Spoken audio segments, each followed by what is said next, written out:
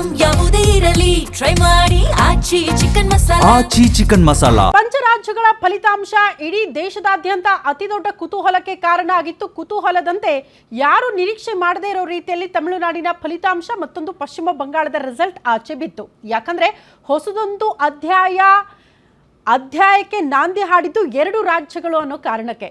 ತಮಿಳುನಾಡಿನಲ್ಲಿ ಸರಿಸುಮಾರು 60 ವರ್ಷಗಳಿಂದಲೂ ಕೂಡ ಕುಟುಂಬ ರಾಜಕಾರಣನೇ ನಡ್ಕೊಂಡು ಬರ್ತಾ ಇತ್ತು. ಪ್ರಮುಖವಾಗಿ ಡಿಎಂಕೆ ಎಐಡಿಎಂಕೆ ಮಧ್ಯೆನೇ ಪೈಪೋಟಿಗಳು ಇರ್ತಾ ಇತ್ತು. ಬಟ್ ಈಗ ಹೊಸದೊಂದು ಪ್ರಾದೇಶಿಕ ಪಕ್ಷದ ಉದಯ, ಅದರ ಲೀಡರ್ ಆಗಿರ್ತಾರೆ ವಿಜಯ್. ಹೊಸ ಮುಖಕ್ಕೆ ಆದ್ಯತೆ ಸಿಗಬೇಕು, ಹೊಸದೊಂದು ಆಡಳಿತ ನಾವು ನೋಡಲೇಬೇಕು ಅಂತ ಮತದಾರರು ಡಿಸೈಡ್ ಮಾಡಿದ್ರು ಅಂತ ಅನ್ಸುತ್ತೆ. ಹಾಗಾಗಿ 108 ಸ್ಥಾನಗಳನ್ನ ಕೊಡೋ ಮೂಲಕ ನೀವೇ ಅಧಿಕಾರದಲ್ಲಿ ಕೂತ್ಕೊಳ್ಬೇಕು ಅಂತ ಮತದಾರ ಪ್ರಭುಗಳು ಡಿಸೈಡ್ ಮಾಡಿದ್ರು.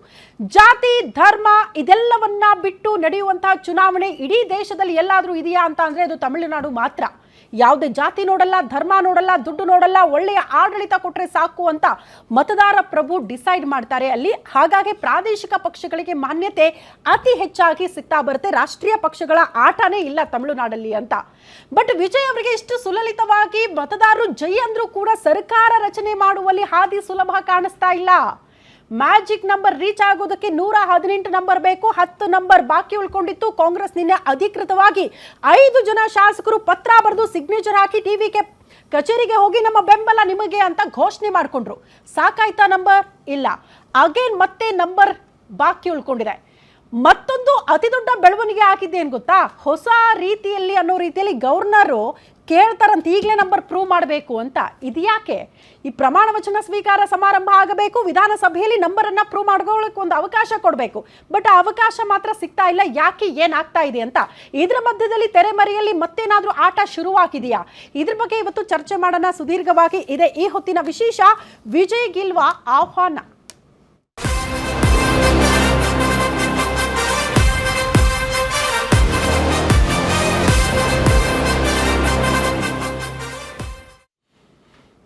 ತಮಿಳುನಾಡಿನ ಫಲಿತಾಂಶ ಇಡೀ ದೇಶದಾದ್ಯಂತ ಅತಿ ದೊಡ್ಡ ಚರ್ಚೆಗೆ ಗ್ರಾಸ ಆದಂತಹ ಫಲಿತಾಂಶ.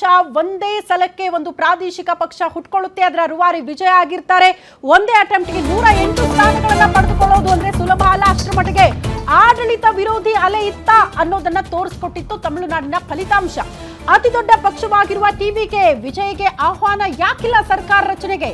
ತಮಿಳುನಾಡಿನಲ್ಲಿ ಸರ್ಕಾರ ರಚನೆ ಮಾಡೋದಕ್ಕೆ ಬದ್ಧ ವೈರಿಗಳೇ ಕೈ ಜೋಡಿಸ್ತಾರ?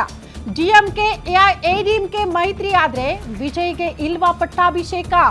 ಕರ್ನಾಟಕದ ಬಿಜೆಪಿ ಜೆಡಿಎಸ್ ರೀತಿಯಲ್ಲಿ ಅಲ್ಲೂ ಕೂಡ ಡಿಎಂಕೆ ಎಐಎಡಿಎಂಕೆ ಜಂಟಿಯಾಗಿ ಸರ್ಕಾರ ರಚನೆ ಮಾಡುತ್ತಾ?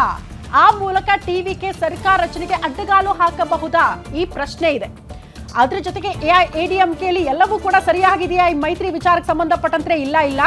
2 ಬಣ ಇದೆ. ಇದರಲ್ಲಿ ಒಂದು ಬಣ ಯಾವುದೇ ಕಾರಣಕ್ಕೂ ಡಿಎಂಕೆ ಜೊತೆ ಹೋಗೋಕೆ ನಾವು ಸಿದ್ಧರಿಲ್ಲ, ಬದಲಾಗಿ ನಾವು ಬಲ್ಕ್ ಆಗಿ ಹೋಗಿ ಟಿವಿಕೆ ಪಕ್ಷ ಕೈ ಜೋಡಿಸ್ಬಿಡ್ತೀವಿ ಅಂತ ನಿರ್ಧಾರ ಮಾಡಿದ್ದಾರಂತೆ ಶಾಸಕರು. ಹಂಗೇನಾದ್ರೂ ಆದ್ರೆ ಪಕ್ಷಾಂತರ ನಿಷೇಧ ಕಾಯ್ದೆ ಅಂತ ಏನ್ ಹೇಳ್ತೀವಿ ಅದು ಇಲ್ಲಿ ಇಂಪ್ಲಿಮೆಂಟ್ ಆಗಲ್ಲ. ಬಲ್ಕ್ ಆಗಿ ಬಂದಾಗ 3/2 ಶಾಸಕರು ನಾವು ಬಲ್ಕ್ ಆಗಿ ಬಂದು ಒಂದು ಪಕ್ಷಕ್ಕೆ ನಾವು ಸಪೋರ್ಟ್ ಮಾಡ್ತೀವಿ ಅಂತ ಬಂದ್ರೆ ಯಾವುದೇ ರೀತಿಯ ಸಮಸ್ಯೆ ಆಗಲ್ಲ. ಅವರ ಶಾಸಕತ್ವಕ್ಕೂ ಯಾವುದೇ ರೀತಿಯ ಸಮಸ್ಯೆ ಆಗಲ್ಲ. ಆ ರೀತಿ ಬೆಳವಣಿಗೆ ಆದ್ರೆ ವಿಜಯ್ ಕೂಡ ಸೇಫು. 5 ವರ್ಷ ಆರಾಮಾಗಿ ಅಧಿಕಾರ ನಡೆಸ್ಕೊಂಡು ಹೋಗಬಹುದು. ಯಾವುದೇ ರೀತಿಯ ಅತಂತ್ರ ಅಥವಾ ಆತಂಕ ಇರಲ್ಲ. ಈಗ ಚಿಕ್ಕ ಪುಟ್ಟ ಪಕ್ಷಗಳನ್ನ ಕರ್ಕೊಂಡು 2-3 ಜನ ಒಬ್ರು ಅಂತ ಕರ್ಕೊಂಡು ಬಂದ್ರು ಕೂಡ ನಾಳೆ ಯಾವ ದಿನಕ್ಕೆ ಕೈ ಬಿಡ್ತಾರೋ ಗೊತ್ತಿಲ್ಲ. ಅಗೇನ್ ಮತ್ತೆ ಅತಂತ್ರ ಆಗುತ್ತೆ ತಮಿಳುನಾಡಿನ ರಾಜಕೀಯ. ಹಂಗಾಗಬಾರ್ದು ಅಂದ್ರೆ ಈಗ ಎಐಎಡಿಎಂಕೆ ಒಂದು ಬಣ ಏನು ನಿರ್ಧಾರ ಮಾಡಿದೆಯಲ್ಲ, ಟಿವಿಕೆ ಪಕ್ಷದ ಜೊತೆ ಹೋಗ್ತೀವಿ ನಾವು ಅಂತ 35 ಜನ ಶಾಸಕರು ಅವ್ರು ಬಂದ್ರೆ ಮಾತ್ರ ಯಾವುದೇ ರೀತಿಯ ಸಮಸ್ಯೆ ಆಗಲ್ಲ. ಸೊ ಅಂಥದ್ದೊಂದು ಬೆಳವಣಿಗೆ ಏನಾದರೂ ಆಗ್ಬಿಡುತ್ತಾ ತಮಿಳುನಾಡಿನಲ್ಲಿ? ಅದು ದೊಡ್ಡ ಮಟ್ಟದ ಕುತೂಹಲಕ್ಕೆ ಕಾರಣ ಆಗ್ತಾ ಇದೆ. ಬಟ್ ಅಂಥದ್ದೊಂದು ಸಾಧ್ಯತೆ ಇದೆ ಅಂತ ಹೇಳಲಾಗ್ತಾ ಇದೆ. ತಮಿಳುನಾಡು ರಾಜಕೀಯಕ್ಕೆ ಮತ್ತಷ್ಟು ರೋಚಕ ತಿರುವುಗಳು ಸಿಗ್ತಾ ಇದೆ. ಏನಾಗ್ತಾ ಇದೆ ತಮಿಳುನಾಡಲ್ಲಿ ಅಂದ್ರೆ ವಿಜಯ್ ಟಿವಿಕೆ ಪಕ್ಷಕ್ಕೆ ನಾವು ಯಾವುದೇ ರೀತಿಯ ತೊಂದರೆ ಮಾಡಲ್ಲ, ಎಐಎಡಿಎಂಕೆ ಜೊತೆ ಸೇರಿ ನಾವು ಸರ್ಕಾರ ರಚನೆ ಮಾಡಲ್ಲ ಅಂತ ಡಿಎಂಕೆ ಹೇಳ್ಕೊಳ್ತಾ ಇದೆ. ತಮಿಳುನಾಡಿನಲ್ಲಿ ವಿಜಯ್ ಅಧಿಕಾರ ನಡೆಸಲಿ, ನಮ್ದೇನೂ ಕೂಡ ಸಮಸ್ಯೆ ಇಲ್ಲ ಅಂತ ಈಗ ಸ್ಟಾಲಿನ್ ಮುಖ್ಯಮಂತ್ರಿಗಳಾಗಿದ್ರಲ್ಲ, ಈ ಹಿಂದೆ ಅವ್ರು ಕೆಳಗಿಳಿದಿದ್ದಾರೆ ಬಿಡಿ, ಅವರೇ ಈಗ ಹೇಳ್ಬಿಟ್ಟಿದ್ದಾರೆ ಬಹಿರಂಗವಾಗಿ ನಾವು ಯಾವ ರೀತಿಯ ಸಮಸ್ಯೆನೂ ಮಾಡಲ್ಲ ಅಂತ. ಅಲ್ಲಿಗೆ ಎಐಎಡಿಎಂಕೆ ಜೊತೆಗಿನ ಮೈತ್ರಿಯನ್ನ ನಿರಾಕರಿಸಿದ್ದಾರೆ ಸ್ಟಾಲಿನ್. ವಿಜಯ್ ತಮಿಳುನಾಡಿನಲ್ಲಿ ಅಧಿಕಾರ ಆರಾಮಾಗಿ ನಡೆಸಲಿ, ನಾವು ಯಾವುದೇ ರೀತಿಯ ತೊಂದರೆ ಮಾಡಲ್ಲ, ಮುಂದಿನ 6 ತಿಂಗಳು ನಾವು ಕಾದು ನೋಡ್ತೀವಿ ಅನ್ನೋ ರೀತಿಯಲ್ಲಿ ಒಂದು ಸ್ಟೇಟ್ಮೆಂಟ್ ಕೊಟ್ಟಿದ್ದಾರೆ. ಸುದ್ದಿ ಪತ್ರಿಕೆಗೆ ನೀಡಿರುವ ಸಂದರ್ಶನದಲ್ಲಿ ಸ್ಟಾಲಿನ್ ಅವರು ಈ ಸ್ಟೇಟ್ಮೆಂಟ್ ಕೊಟ್ಟಿದ್ದಾರೆ. ಅಲ್ಲಿಗೆ ಡಿಎಂಕೆ ಒಲವು ಎಐಎಡಿಎಂಕೆ ಕಡೆಗೆ ಇಲ್ಲ ಅನ್ನೋದು ಬಹಳ ಸ್ಪಷ್ಟವಾಗಿ ಗೊತ್ತಾಗ್ತಾ ಇದೆ. ಈಗ ಎಐಎಡಿಎಂಕೆಯ ನಿರ್ಧಾರ ಏನು ಅಂತ ಬಂದಾಗ, ನಾವು ಟಿವಿಕೆ ಪಕ್ಷದ ಜೊತೆಗೆ ಹೋಗೋಣ ಅಂತ ಅಂದಾಗ ಅಲ್ಲಿರುವಂತಹ 2 ಬಣಗಳಲ್ಲಿ ಒಂದು ಬಣ ಯಾವುದೇ ಕಾರಣಕ್ಕೂ ನಾವು ಟಿವಿಕೆಗೆ ಸಪೋರ್ಟ್ ಮಾಡೋದು ಬೇಡ ಅಂತ ಹೇಳ್ತಿದ್ದಾರೆ. ಇನ್ನೊಂದು ಬಣ ನಾವು ಬಲ್ಕ್ ಆಗಿ ಹೋಗಿ ಟಿವಿಕೆ ಪಕ್ಷಕ್ಕೆ ಬೆಂಬಲ ಕೊಟ್ಬಿಡ್ತೀವಿ ಅಂತ ಹೇಳ್ತಿದ್ದಾರಂತೆ. ಹಾಗಾಗಿ ಆ ಬಲ್ಕ್ ಆಗಿ 35 ಜನ ಶಾಸಕರು ಆಚೆ ಬರ್ತಾರಾ, ಬಂದು ವಿಜಯ್ ಅವರಿಗೆ ಸಪೋರ್ಟ್ ಮಾಡ್ತಾರಾ, ಆ ಮೂಲಕ ವಿಜಯ್ ಅವರು ಸರ್ಕಾರ ರಚನೆಯ ಹಾದಿ ಸುಲಭ ಆಗುತ್ತಾ? ಮತದಾರರು ಬಯಸ್ತಾ ಇದ್ರಲ್ಲ, ಹೊಸದೊಂದು ಆಡಳಿತ ನೋಡ್ಬೇಕು, ಹೊಸದೊಂದು ಮುಖ ನೋಡ್ಬೇಕು, ಹೊಸ ಚಾರ್ಮ್ ಬೇಕು ತಮಿಳುನಾಡಿಗೆ ಅಂತ, ಅದು ನಿಜ ಆಗುತ್ತಾ ಅಂತ. ವಿಜಯ್ ಟಿವಿಕೆಗೆ ಈ ತನಕ ಕಾಂಗ್ರೆಸ್ ಮಾತ್ರ ಬೆಂಬಲ ಸೂಚಿಸಿರೋದು. 5 ಜನ ಶಾಸಕರಿದ್ದಾರೆ ಕಾಂಗ್ರೆಸ್ನಲ್ಲಿ. ಉಳಿದ ಸಣ್ಣ ಪುಟ್ಟ ಪಕ್ಷಗಳಿಂದ ಅಧಿಕೃತ ಬೆಂಬಲ ಪತ್ರ ಇನ್ನೂ ಕೂಡ ಸಿಕ್ಕೇ ಇಲ್ಲ. ಹಂಗಾಗಿ ಸಮಸ್ಯೆ ಇರೋದು.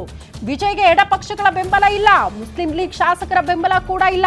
ಸಿಪಿಐ 2, ಸಿಪಿಎಂ 2, ಮುಸ್ಲಿಂ ಲೀಗ್ನ 2 ಶಾಸಕರು ಇನ್ನೂ ಕೂಡ ನಿರ್ಧಾರ ಮಾಡಿಲ್ವಂತೆ. ಡಿಎಂಕೆ ಜೊತೆಗಿನ ಮೈತ್ರಿಯಲ್ಲೇ ಮುಂದುವರಿಯುವ ಸುಳಿವನ್ನ ಬಿಟ್ಟು ಕೊಡ್ತಿದ್ದಾರೆ ಶಾಸಕರು. 4 ಶಾಸಕರಿರುವ ಪಿಎಂಕೆ, 2 ಶಾಸಕರಿರುವ ಮತ್ತೊಂದು ಪಕ್ಷ ಯಾವುದೇ ಕಾರಣಕ್ಕೂ ಟಿವಿಕೆ ಜೊತೆ ಹೋಗೋದು ಬೇಡ ಅನ್ನೋ ರೀತಿಯಲ್ಲಿ ನಿರ್ಧಾರ ಮಾಡ್ದಂಗೆ ಕಾಣಿಸ್ತಾ ಇದೆ. ಹಂಗಾಗಿ ಗೊಂದಲದ ಗೂಡಾಗಿ ಮಾರ್ಪಾಡಾಗಿದೆ ತಮಿಳುನಾಡಿನ ರಾಜಕೀಯ ಚಿತ್ರಣ ಈ ಕ್ಷಣಕ್ಕೂ. ಬಟ್ ಒಂದು ಡೆವಲಪ್ಮೆಂಟ್ ಏನ್ ಗಮನಿಸಬೇಕು ಅಂದ್ರೆ, ಕಾಂಗ್ರೆಸ್ನ 5 ಜನ ಶಾಸಕರು ಬೆಂಬಲ ಪತ್ರ ಕೊಟ್ಟರಲ್ಲ, ನಿನ್ನೆ ಡೋಂಟ್ ವರಿ ನಾವು ನಿಮ್ ಜೊತೆಗಿರ್ತೀವಿ, ನಾವೇ ನಿಮಗೆ ಬೇಕಾಗಿರೋ ನಂಬರ್ ಕರ್ಕೊಂಡು ಬರ್ತೀವಿ ಅಂತ ಹೇಳಿದ್ರಲ್ಲ, ಏನ್ ಮಾಡುತ್ತೆ ಕಾಂಗ್ರೆಸ್? ರಾಹುಲ್ ಗಾಂಧಿ ಜೊತೆ ಮತ್ತೊಂದು ಹಂತದ ಮಾತುಕತೆ, ಕಾಂಗ್ರೆಸ್ ಸಪೋರ್ಟ್ ಜೊತೆ ಎಡಪಕ್ಷಗಳ ಬೆಂಬಲಕ್ಕಾಗಿ ಚರ್ಚೆ ಆಗ್ತಾ ಇದೆಯಂತೆ. ಎಡಪಕ್ಷಗಳ 4 ಹಾಗೂ ಮುಸ್ಲಿಂ ಲೀಗ್ 2 ಶಾಸಕರ ಬೆಂಬಲ ಬೇಕೇ ಬೇಕಾಗಿದೆ ವಿಜಯ್ ಅವರಿಗೆ. 6 ಶಾಸಕರ ಬೆಂಬಲಕ್ಕಾಗಿ ರಾಹುಲ್ ಗಾಂಧಿ ಜೊತೆ ಚರ್ಚೆ ಮಾಡುವ ಸಾಧ್ಯತೆ ಇದೆ ರಾಷ್ಟ್ರ ಮಟ್ಟದಲ್ಲಿ. ಕಾಂಗ್ರೆಸ್ ಜೊತೆ ಮೈತ್ರಿ ಪಕ್ಷವಾಗಿರುವ ಎಡಪಕ್ಷಗಳವರ ಮನವೊಲಿಕೆಯಲ್ಲಿ ಕಾಂಗ್ರೆಸ್ ಯಶಸ್ವಿ ಆಗುತ್ತಾ? ಹೀಗಾಗಿ ರಾಹುಲ್ ಗಾಂಧಿಯ ಮೂಲಕ ವಿಜಯ್ ಅವರು ಸರ್ಕಸ್ ಮಾಡ್ತಿದ್ದಾರೆ ಸರ್ಕಾರ ರಚನೆಯ ವಿಚಾರಕ್ಕೆ ಸಂಬಂಧಪಟ್ಟಂತೆ. ಅವ್ರು ಕೇಳೋದೇನು, ಕಾಂಗ್ರೆಸ್ ಶಾಸಕರೇ ಹೇಳಿದ್ದಾರೆ ನಿಮಗೆ ಬೇಕಾಗಿರೋ ನಂಬರ್ ಕರ್ಕೊಂಡು ಬರ್ತೀವಿ ಅಂತ. ಕರ್ಕೊಂಡು ಬರ್ಬೇಕೀಗ ಸರ್ಕಾರ ರಚನೆ ಮಾಡಬೇಕು ಅಂದ್ರೆ. ಡಿಎಂಕೆ ಅವ್ರ ಜೊತೆ ಯಾವುದೇ ಕಾರಣಕ್ಕೂ ಹೋಗಂಗಿಲ್ಲ ನೀವು, ಯಾಕಂದ್ರೆ ಬಿಜೆಪಿಗೆ ಸಪೋರ್ಟ್ ಮಾಡಿದ್ದಾರೆ, ಅವ್ರನ್ನ ಯಾಕೆ ಕರ್ಕೊಂಡು ಬರ್ತೀರಿ ಅಂತ ಅಂತಿದ್ದಾರೆ. ಬಿಜೆಪಿ ತಗೊಳ್ತೀವಿ ಅಂದ್ರೂ ಇರೋದೊಬ್ಬರೇ ಶಾಸಕರು ಸಾಕಾಗಲ್ಲ. ಹಂಗಾಗಿ ಎಡಪಕ್ಷದಲ್ಲಿರುವ ಶಾಸಕರ ಬೆಂಬಲ ಬೇಕು. ಅವರ ಮನವೊಲಿಕೆಯಲ್ಲಿ ಕಾಂಗ್ರೆಸ್ ಯಶಸ್ವಿ ಆಗುತ್ತಾ ಅನ್ನೋದನ್ನ ಕಾದು ನೋಡಬೇಕಾಗಿದೆ.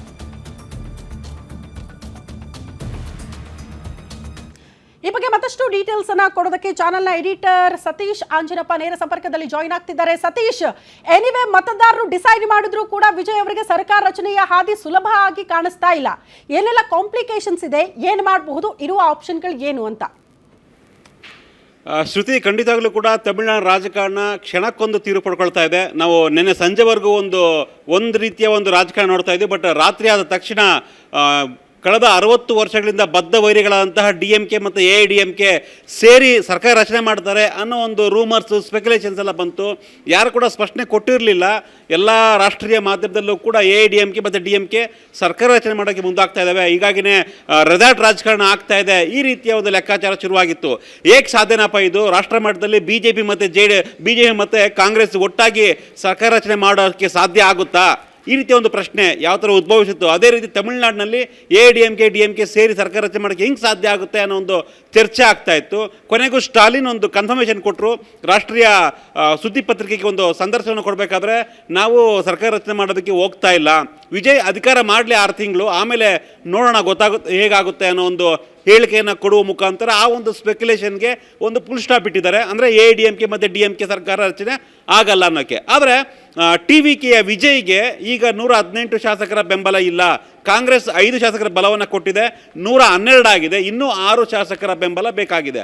ಆದರೆ ಉಳಿದಿರ್ತಕ್ಕಂಥ ಸಣ್ಣ ಪುಟ್ಟ ಪಕ್ಷಗಳೇನಿದ್ದಾವೆ, ಎಡಪಕ್ಷಗಳಾಗಿರ್ಬೋದು, ಸಿಪಿಐ ಬಳಿ 2 ಇದ್ದಾರೆ, ಸಿಪಿಎಂ ಬಳಿ 2 ಇದ್ದಾರೆ, ಅದೇ ರೀತಿ ಮುಸ್ಲಿಂ ಲೀಗ್ ಬಳಿ 2 ಇದ್ದಾರೆ.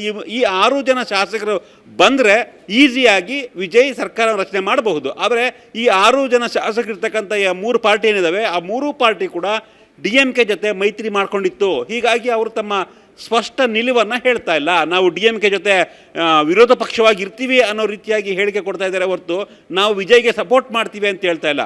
ಮತ್ತೊಂದು ವಿಸಿಕೆ ಪಕ್ಷ ಏನಿದೆ, ವಿಸಿಕೆ ಪಕ್ಷ ಬಲವಾಗಿ ಹೇಳ್ತಾ ಇದೆ ಡಿಎಂಕೆ ಮತ್ತು ಎಐಡಿಎಂಕೆ ಒಟ್ಟಾಗಿ ಸರ್ಕಾರ ರಚನೆ ಮಾಡಿ ಅಂತ ಶುರು ಮಾಡಿದ್ದೆ ಅವರು.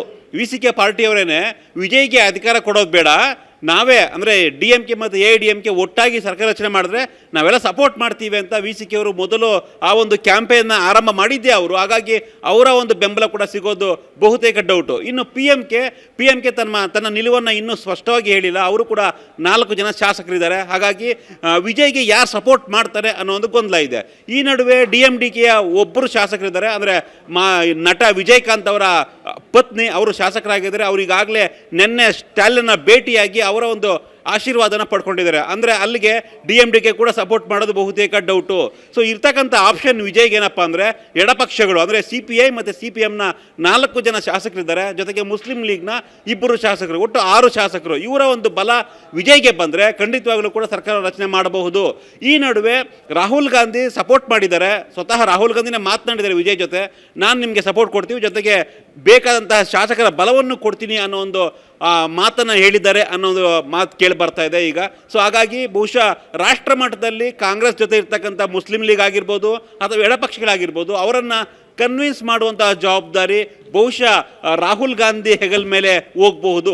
ಈ ವಿಚಾರವಾಗಿ ವಿಜಯ್ ರಾಹುಲ್ ಗಾಂಧಿ ಜೊತೆ ಮಾತನಾಡಿದ್ರೆ ಆಗ ವಿಜಯ್ ಸರ್ಕಾರವನ್ನು ರಚನೆ ಮಾಡೋದಕ್ಕೆ ಸುಲಭ ಆಗಬಹುದು ಅನ್ನೋ ಲೆಕ್ಕಾಚಾರ ಒಂದು ಕಡೆ ಇದೆ ಶ್ರುತಿ. ಮತ್ತೊಂದು ಕಡೆ ಈಗ ಬರ್ತಿರ್ತಕ್ಕಂಥ ಬ್ರೇಕಿಂಗ್ ನ್ಯೂಸ್ ಏನಪ್ಪ ಅಂದರೆ ಮಧ್ಯಾಹ್ನ 1 ಗಂಟೆವರೆಗೂ TVKಗೆ AIADMK ಅವರು ಒಂದು ಡೆಡ್ಲೈನ್ ಕೊಟ್ಟಿದ್ದಾರೆ ಅನ್ನೋ ಒಂದು ಮಾಹಿತಿ ಬರ್ತಾ ಇದೆ. ಅಂದರೆ ನಾವು ನಿಮಗೆ ಸಪೋರ್ಟ್ ಮಾಡ್ತೀವಿ, ಆದರೆ ಕಾಂಗ್ರೆಸ್ಸನ್ನು ದೂರ ಇಡಬೇಕು ಅನ್ನೋ ಲೆಕ್ಕಾಚಾರವಾಗಿ. ಕಾಂಗ್ರೆಸ್ಸನ್ನು ದೂರ ಇಟ್ಟರೆ ಕಾಂಗ್ರೆಸ್ ಸಪೋರ್ಟ್ ತೆಗೆದುಕೊಳ್ಬಾರ್ದು, ನಾವು ನಿಮ್ಗೆ ಸಪೋರ್ಟ್ ಮಾಡ್ತೀವಿ, ನಿಮ್ಮ ನಿರ್ಧಾರ ಏನು ಅನ್ನೋದನ್ನು ತಿಳಿಸಿ ಅಂತ ವಿಜಯ್ಗೆ ಡೆಡ್ಲೈನ್ ಕೊಟ್ಟಿದ್ದಾರೆ, ಟೈಮಿಂಗ್ಸು 1 ಗಂಟೆವರೆಗೂ ಅನ್ನೋ ಒಂದು ಮಾಹಿತಿ ಬರ್ತಾ ಇದೆ. ಮತ್ತೊಂದು ಕಡೆ ಈಗೇನು ಷಣ್ಮುಗಮ್ಮ ಇದು AIADMK ಶಾಸಕರಿದ್ದಾರೆ, ಅವರ ಒಂದು ಟೀಮ್ 25ರಿಂದ 28 ಶಾಸಕರನ್ನ ನಾನು ಕರ್ಕೊಂಬರಕ್ಕೆ ರೆಡಿ ಇದ್ದೀನಿ ಅನ್ನೋ ರೀತಿಯಾಗಿ ಮಾಹಿತಿ ಬರ್ತದೆ. ಷಣ್ಮುಗಮ್ ಇಲ್ಲಿ AIADMKನ ಸ್ಪ್ಲಿಟ್ ಮಾಡಿ TVK ಜೊತೆ ಬೆಂಬಲಕ್ಕೆ ನಾವು ಬರ್ತಾ ಇದ್ದೀವಿ ಅನ್ನೋ ಒಂದು ಮಾಹಿತಿ ಕೂಡ ಬರ್ತಾ ಇದೆ. ಸೊ ಎಲ್ಲವೂ ಕೂಡ ರೂಮರ್ಸು, ಅಂತೆಗಳೇ ಇದ್ದಾವೆ ಶ್ರುತಿ. ಯಾವುದು ಕೂಡ ಕನ್ಫರ್ಮ್ ಆಗ್ತಾ ಇಲ್ಲ. ಒಂದಂತೂ ಕನ್ಫರ್ಮು, AIADMK ಸರ್ಕಾರ ರಚನೆ ಮಾಡಲ್ಲ, ಯಾಕಂದರೆ ಸ್ಟಾಲಿನ್ ಕನ್ಫರ್ಮ್ ಆಗಿ ಹೇಳಿದ್ದಾರೆ. ಹಾಗಾಗಿ ಅದು ಮುಗಿದ ಅಧ್ಯಾಯ. ಯಾವುದೇ ಕಾರಣಕ್ಕೂ AIADMK DMK ಸರ್ಕಾರ ರಚನೆ ಮಾಡೋಕ್ಕಾಗಲ್ಲ. ಮತ್ತೆ ಇವತ್ತು ಈಗ ಎಡಪಕ್ಷಗಳ ಬೆಂಬಲ 3-2 ಹಂಗೆ ಕನ್ವಿನ್ಸ್ ಮಾಡಿ ಕರ್ಕೊಂಡು ಬಂದರೂ ಕೂಡ 5 ವರ್ಷ ಸುಲಲಿತವಾಗಿ ಅಧಿಕಾರವನ್ನ ಮುಂದೆ ನಡೆಸೋದಕ್ಕೆ ಸಾಧ್ಯನಾ ವಿಜಯ್ ಅವರಿಗೆ ಅಂತ? ಯಾವ ಟೈಮಿಗೆ ಹೆಂಗಿರುತ್ತೆ ಹೇಳಕ್ಕಾಗಲ್ಲ. ಸಿದ್ಧಾಂತಗಳು ಬೇರೆ ಇರುತ್ತೆ, ಆಲೋಚನೆಗಳು ಬೇರೆ ಇರುತ್ತೆ. ಬೇಡಪ್ಪ ಇವತ್ತು ನಾವು ಆಚೆ ಬಂದ್ಬಿಡ್ತೀವಿ ಅಂತ ಡಿಸೈಡ್ ಮಾಡಿಬಿಟ್ರೆ ಅಗೇನ್ ಅತಂತ್ರ. ಬಟ್ ನೆಕ್ಸ್ಟ್ ಆಪ್ಷನ್ ಇರೋದು ನೀವೇ ಹೇಳ್ದಂಗೆ AIADMKಯ ಬಲ್ಕ್ ಆಗಿ 20ರಿಂದ 25 ಜನ ಶಾಸಕರು ಬಂದ್ರೆ ಮೋಸ್ಟ್ಲಿ 5 ವರ್ಷ ಯಾವುದೇ ರೀತಿಯ ಸಮಸ್ಯೆ ಇಲ್ದಂಗೆ ವಿಜಯ್ ಅವರ ಅಧಿಕಾರ ನಡೆಸೋದಕ್ಕೆ ಸಾಧ್ಯ ಅಂತ ಅನ್ಸುತ್ತೆ. ಶ್ರುತಿ, ಎಕ್ಸಾಕ್ಟ್ಲಿ ಶ್ರುತಿ, ನಾನು ಸ್ಟಾಲಿನ್ ಅವರ ಇಂಟರ್ವ್ಯೂ ನೋಡಿದೆ. ಅಂದರೆ ಅವರು ಪತ್ರಿಕೆಗೆ ಒಂದು ಇಂಟರ್ವ್ಯೂ ಕೊಟ್ಟಿದ್ದಾರೆ, ಅದರಲ್ಲಿ ಕೆಲವೊಂದಿಷ್ಟು ಅಂಶಗಳನ್ನು ಹೇಳಿದ್ದಾರೆ.